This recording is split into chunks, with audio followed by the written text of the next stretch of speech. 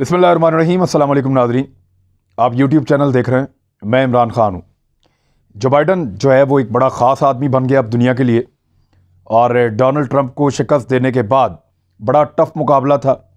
बहुत सारी जगह पे वोटिंग रोकी गई, दोबारा गिनती की गई। अमेरिका के इंतखाबात में नॉर्मली ऐसा होता नहीं था।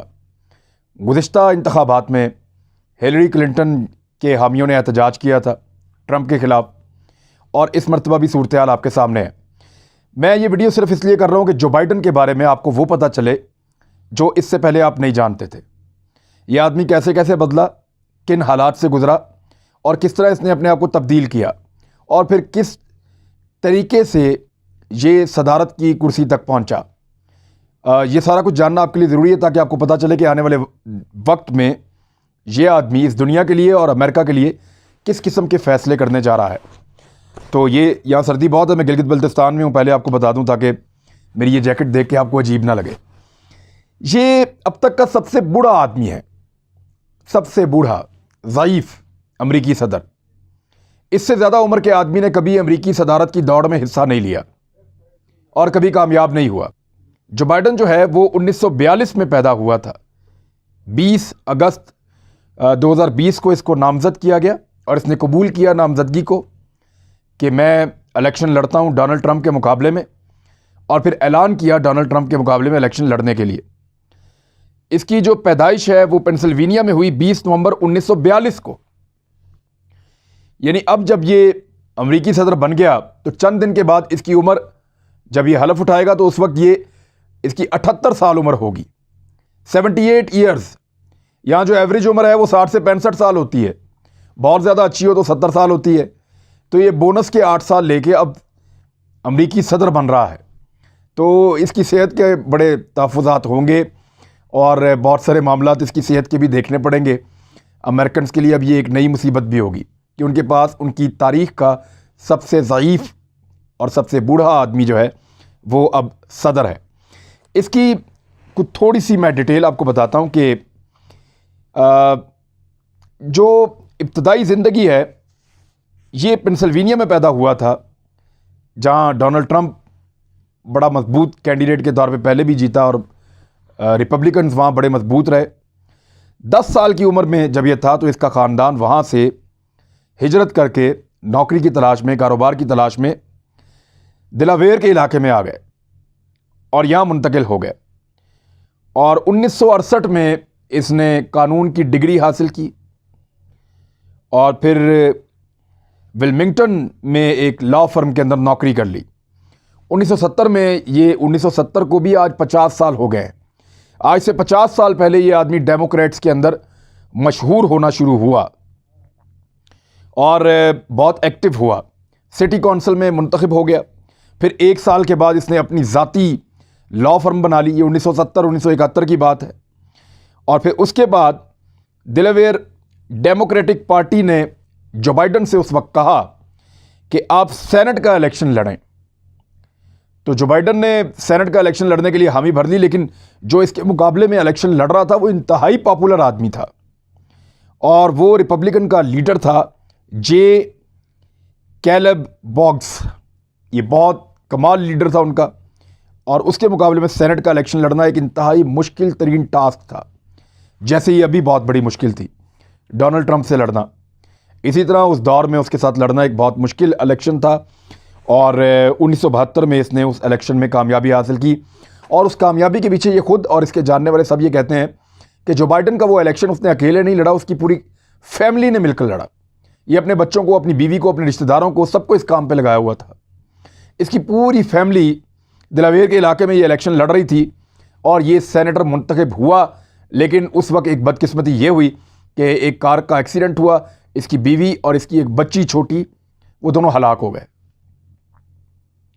इसके 2 बेटे इंतहाई ज़ख्मी हालत में बच गए। बच्चे अस्पताल में थे और इसकी हालत बहुत बुरी थी उस वक्त। ये बात है 1972 की, और इसने हलफ भी नहीं उठाया था। तब इसके घर वालों ने और इसके दोस्तों ने इसको तसल्ली दी और इसको ये कहा कि अब तुम्हें जीना है दिलावेयर के लोगों के लिए जिन्होंने तुम्हें कामयाब किया है बतौर सेनेटर, तो तुम हलफ लो। तो वो हलफ जो है वो जो बाइडन ने हस्पताल से लिया था अस्पताल के एक कमरे से लिया था जहाँ पे इसका बेटे जो है वो शदीद ज़ख्मी हालत में पड़े हुए थे।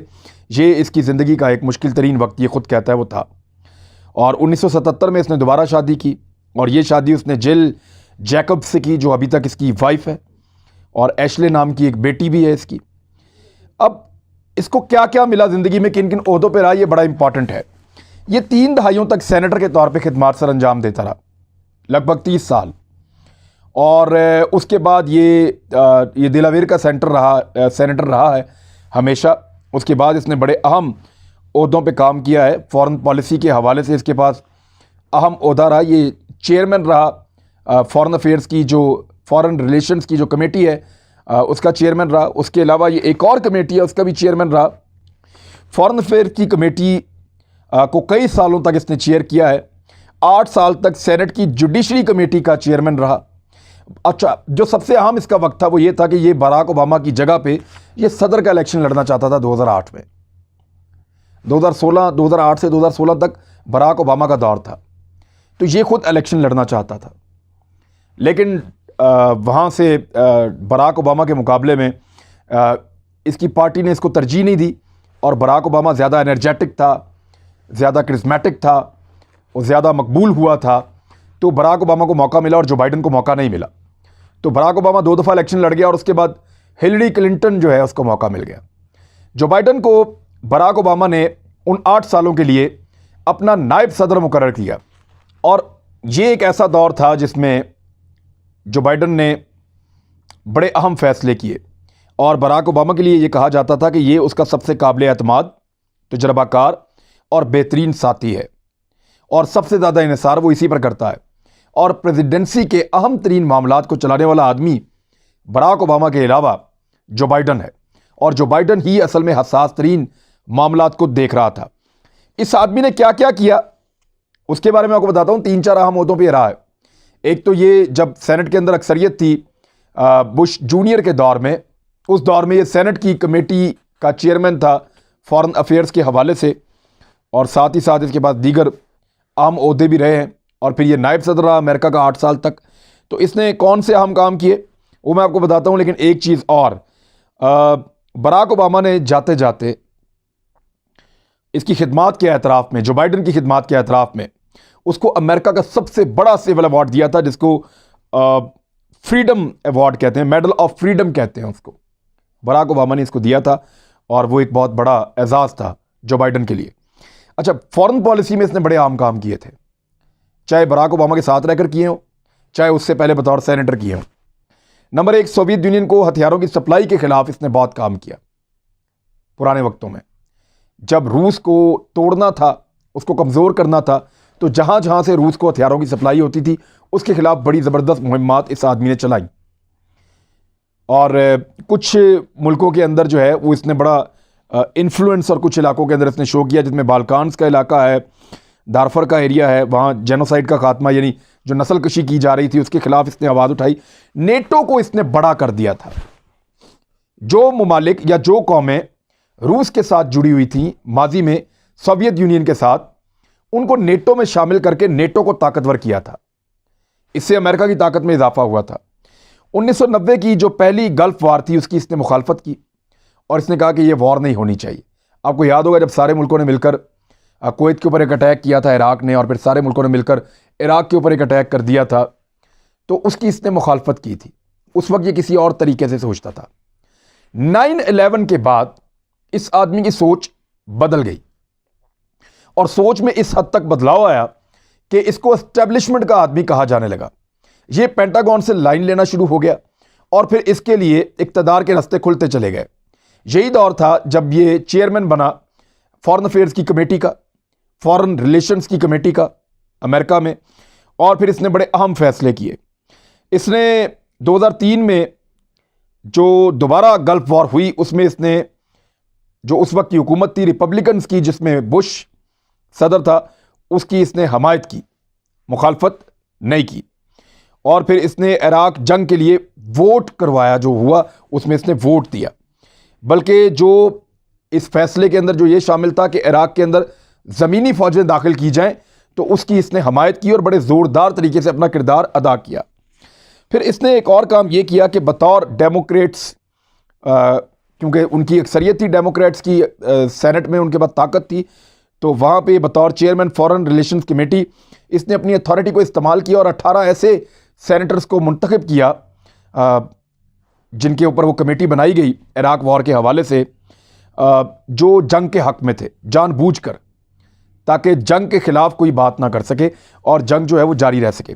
2009 में जब वाइस प्रेसिडेंट ये बना तो इराक से फ़ौजें निकालने के लिए अमेरिका ने फ़ैसला किया।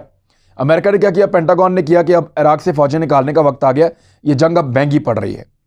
तो उस वक्त बड़ी उजलत में फ़ौजें निकाली गई, तो इसने उसमें मदद की और उजलत की वजह से जो इनखला हुआ उस पर तनकीद होती है। वहाँ पे दाइश जैसी तंजीम बनी और अमेरिका के अंदर ये तनकीद होती है कि उजलत में निकलने की वजह से बनी, लेकिन मुसलमान ये समझते हैं कि उस तंजीम को जानबूझकर फंड करके बनाया गया और जो काम अमरीकी फ़ौजी कर रहे थे मुसलमानों को मारने का, वो काम बाद में दाइश ने किया। और उन्होंने यहूदियों को नहीं मारा, गैर मुल्कियों को नहीं मारा, गैर मुस्लिमों को नहीं मारा, मुसलमानों को मारा, और उन्होंने उस एजेंडे पर काम किया जो एजेंडा CIA या मुसाद, इसराइल की एजेंसी का ये एजेंडा था। इसके बाद इसने यूरोप के साथ अपने ताल्लुकात को बहुत ज़्यादा बेहतर किया, बढ़ाया, ख़ास तौर पे इंटेलिजेंस की मालूमात